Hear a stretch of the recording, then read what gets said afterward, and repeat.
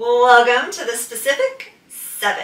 You guys have asked for me to do a tutorial on exactly how to do it, how to put it together, so that this is something that you can apply in your day-to-day life. So I'm literally gonna walk through with you on how to do it. So the first things first, you gotta know the specific 7 lymph nodes. If you don't know what the heck I'm talking about, go and watch each of those videos. I did every single point individually. Now what I'm gonna do is I'm gonna put it together and we're gonna talk through how many times, how often, all of that. All right, let's get started. The very first thing we have to do is we have to clear our termini. So remember, our termini are located above our collarbones in that divot. So if I were to shrug my shoulders and roll them forward, you guys can see that triangular area there. This is exactly where the termini is located. Now, what is the termini? The termini is where all of your lymphatic fluid drains. All of it. Everything from your head down to your toes.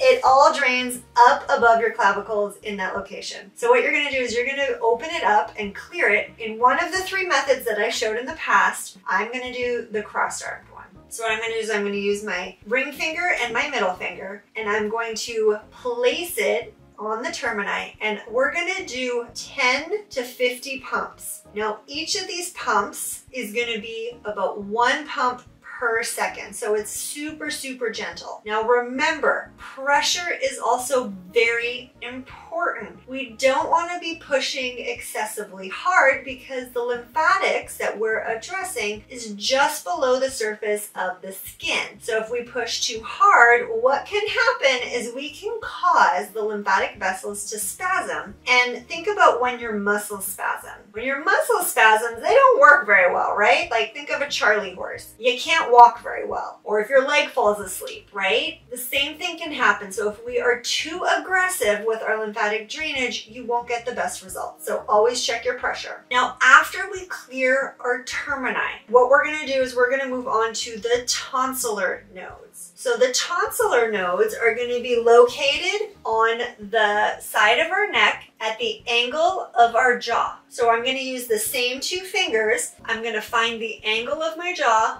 slide off, and if I'm pushing, like when I gently push in, if it's hard or painful, and by painful it's like sharp, you're too high. You're actually pushing on what's called the styloid process. That's a sharp little bone. You gotta drop down. So we're gonna slide off of the angle of our jaw, and we're going to gently pump down. Remember, we always want to move the fluid towards the termini. And so what it looks like is like this.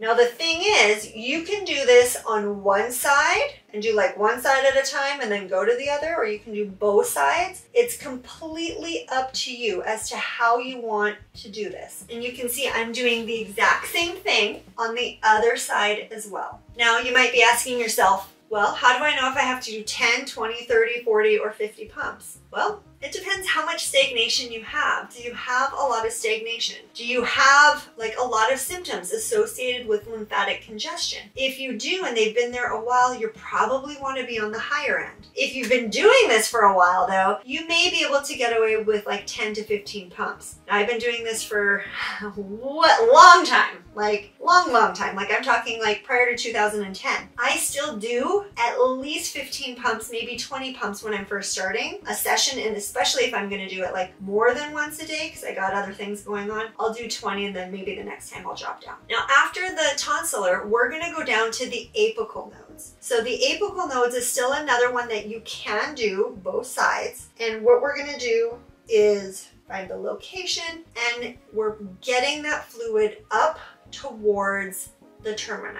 So it's nice little circles with some slight inward pressure, and it should not be painful. Now, for some of these points, there may be some discomfort. And if there is some discomfort, it could be a couple things. It could be you're using too much pressure. It could be you're in the wrong location, or it could be that you have a lot of congestion and stagnation, which is causing that discomfort, because congestion and stagnation will drive inflammation, and inflammation will definitely set off your receptors for pain and discomfort. So check all three of those, and if it's the latter, if it's you have a lot of congestion, just make sure that you take it slow, be consistent, and as that congestion clears, that discomfort will also generally go away with it. Okay, after our apical nodes, we move on to the armpit. Now, this one you can only do one at a time. So what we're gonna do is we're going to raise our arm. We're gonna take the pads of our fingers, stick them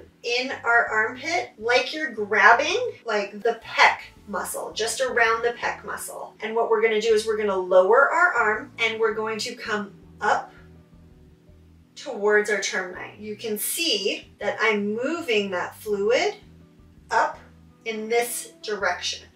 So it's like you're flicking your wrist is the motion. You want to have your arm relaxed when you do this, because if it's up, you're going to have to fight through other muscles and that's uncomfortable. So having your arm down. And the other thing is I usually have my pinky and my thumb out. I'm not using those two fingers for the drainage of the armpit.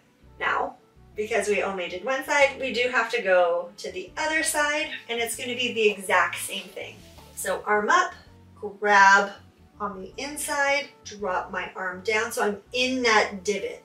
I'm right in the deepest part of that pit. And if you don't have a pit, this is something you definitely want to do because it's going to help clear that fluid out. So again, we're just coming up towards the termini.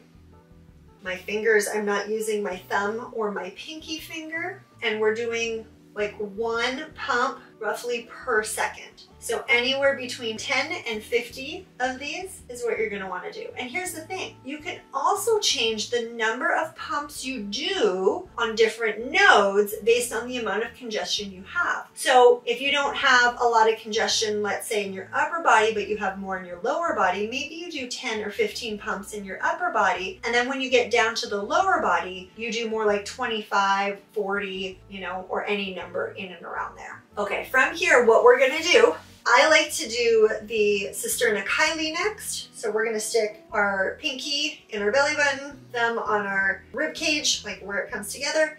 And we're gonna take our ring and middle finger right in the middle. You can see right here, I'm right in the middle. And then it's gonna be a J motion. So in and up.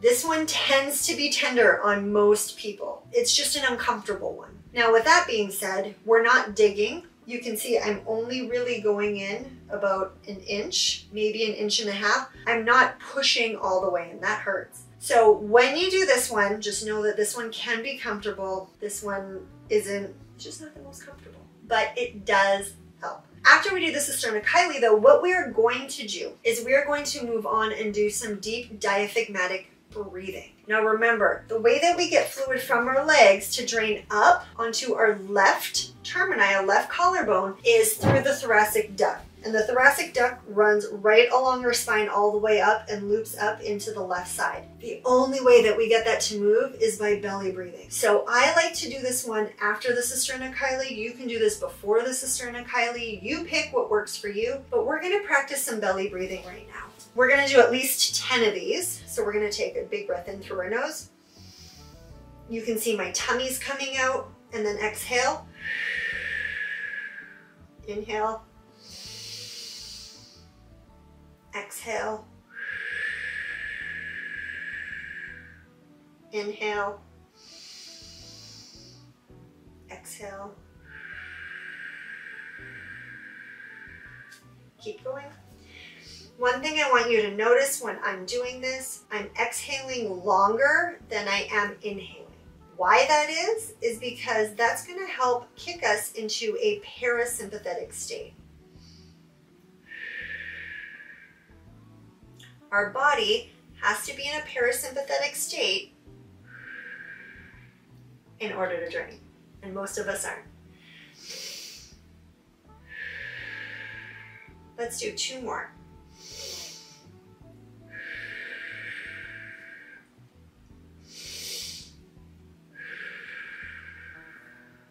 All right, next is our groin. When we do our groin, ideally we want to be either standing or laying down. So I'm gonna lay down, but what we're gonna do, and I'm actually gonna kneel to show you guys this. I'm gonna kneel. We don't want to be sitting because when we're sitting, we're compressing these nodes. So when I come up, I'm coming from my hips and I'm working my way down, but I'm pulling that fluid up in this motion. So we're working all the way down along the inside of our leg down to our pubic bone. Now, you're not going to do like 50 pumps. You're going to do at least 4 swipes, like going from top to bottom. That's the minimum. I'm going to say you're probably going to need to do somewhere between 10 and like 20 generally. Now, if you have more stagnation, maybe you do a little bit more. The best part about lymphatic drainage, guys, is you get to customize it to your needs. From here, what we're going to do is we're going to go to our knees. So for our knees, it is right behind our knee. This is really the only lymph node that we deal with that's on the back side of our body. So what we're going to do is we're going to use the 2 fingers that we've been using the whole time. I like to wrap my hands around my knee and then wrap those 2 fingers on the back side, and we're going to gently push in and up. So it's in and up. It's just like this. And you're influencing that fluid to come up the back of your leg. Now this is going to be the same, anywhere between 10 and 50 pumps. Now this is the other part that we can only do one side at a time. So we do one leg and then we do the other. Let's flip to the other side. And again, if you guys need to do more, go ahead and pause this video, continue doing the lymph nodes that you need to do, and then come back when you're ready to move on. Now, once we finish the knee, I like to do 2 more things just to wrap up my lymphatic drainage and ensure that I'm going to get the best drainage results possible. Can you guess what those 2 things are? We're going to go back to diaphragmatic breathing, because all of that fluid that I just moved in my lower body, I want to make sure is coming up. So I go back to some diaphragmatic breathing.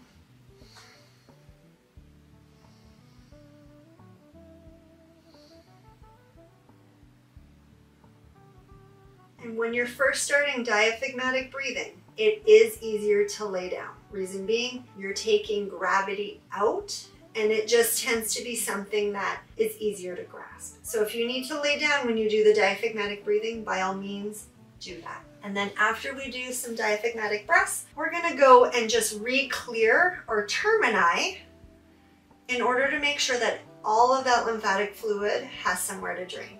You don't have to do as many pumps to finish it off. You just wanna make sure that it's nice and cleared so that everything can drain. That is, my friends, the specific 7. That is how to do it. This is how I do it in order. I hope you implement this in a daily routine, because in the beginning, you gotta do it daily. And let me know below in the comments if this type of video is helpful and what results you're seeing. Thanks so much for being here, and happy draining.